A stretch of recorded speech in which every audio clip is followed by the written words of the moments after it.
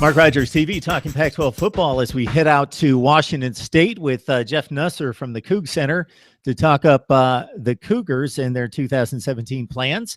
Jeff, we always appreciate you jumping on board and giving us some insight into a underregarded program, I would think, considering what's been accomplished there in the last 2 years and coming out with a 7-2 finish in the Pac-12 this past season.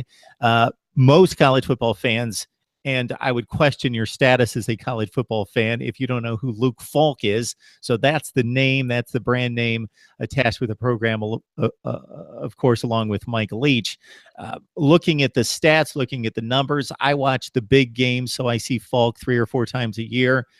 There just doesn't seem to be an issue. This guy's one of the best in the business, one of the top 3 or 4 in the country is where I would place him. But maybe he can take a step or two forward here in 2017. What are your thoughts? Yeah, I mean, that's definitely the hope. When he went from earned the job as a sophomore, full-time starter going into his sophomore year, after finishing out his redshirt freshman year as the starter for the last 4 games after Connor Halliday broke his leg.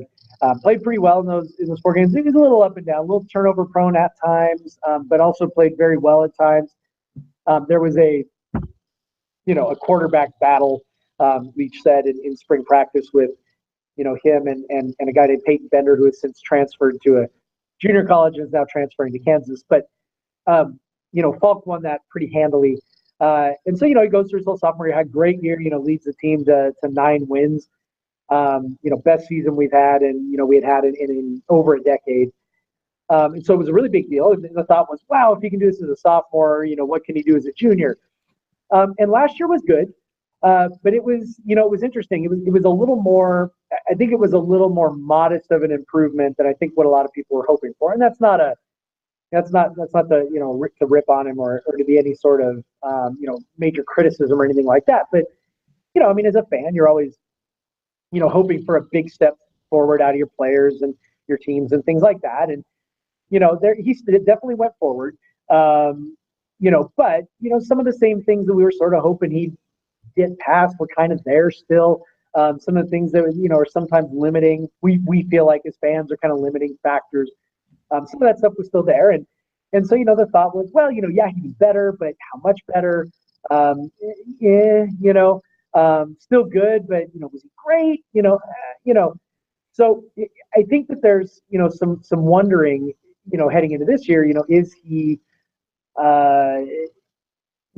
is he capable of a big step forward, or is another incremental step forward sort of what we should expect in the sense that this is kind of who he is, and he's got a little better at who he is. He's going to get a little better at who he is, but to expect something radically different, or at the very least a ton better, might be asking a little much. So it's definitely going to be interesting, as we see, okay, can he, be that guy, 9 wins, 8 wins?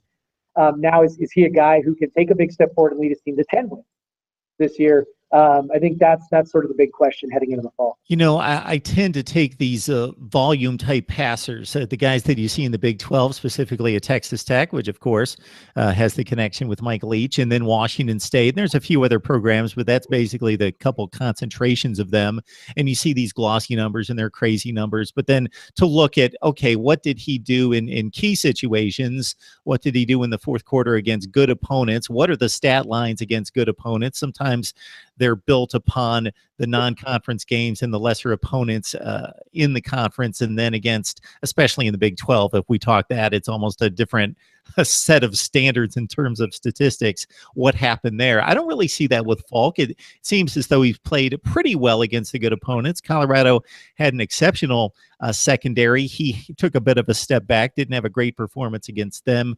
Minnesota has a really good secondary, and he had the numbers. He moved it between the 20s, but they really clamped out in the red zone and really limited the yardage plays. So were there some concerns there against maybe the better opponents that he didn't step up in those games? Yeah, for sure. I mean, that's not that is kind of the big question. And I'd be, it's interesting, he does make it sound as if, unfinished business. That's why I came back to school. There's a lot of speculation as to whether he, is going to head off to the NFL. I mean, you saw how weak the quarterback class was this past draft. And so the thought was, well, maybe he'll just go ahead and go. And he says, yeah, there wasn't really, much of a consideration. We've got unfinished business. We'd come back.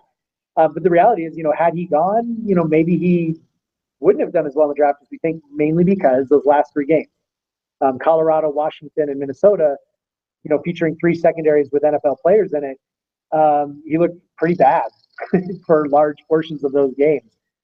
And so there was some thought like, well, those are the kinds of guys he's going to be facing in the NFL. Is that part of the problem? And so that's definitely the big thing. Now he made his bones as a sophomore, and being a big fourth quarter guy. Come back against Rutgers, come back against Oregon. He was sort of Mr. Clutch. UCLA, come back against UCLA 2 years ago. Down their last 10 seconds, last second touchdown. So that was sort of where he made his reputation, and to have that game against Colorado slip away in the second half.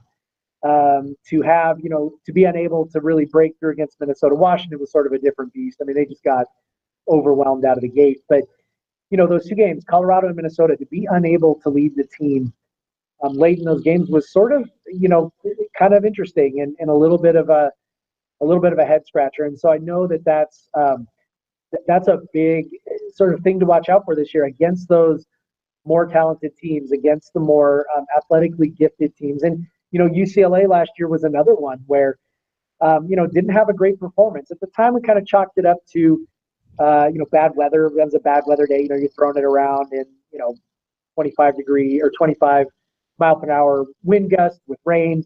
Yeah, that's not going to go very well. But, kind of looking, you go, well, what's sort of the common thing here? And, so is it the receivers? Is it him? Is nobody getting over? I mean, it's tough to say. And so definitely that's something we're keeping an eye on is, how's he going to do against the more gifted defenses? First big test, of course, will be USC at the end of September. They come to Pullman. Should be a nice day, but that'll be kind of the first big test as to whether, he's really ready to step up to that kind of challenge this year.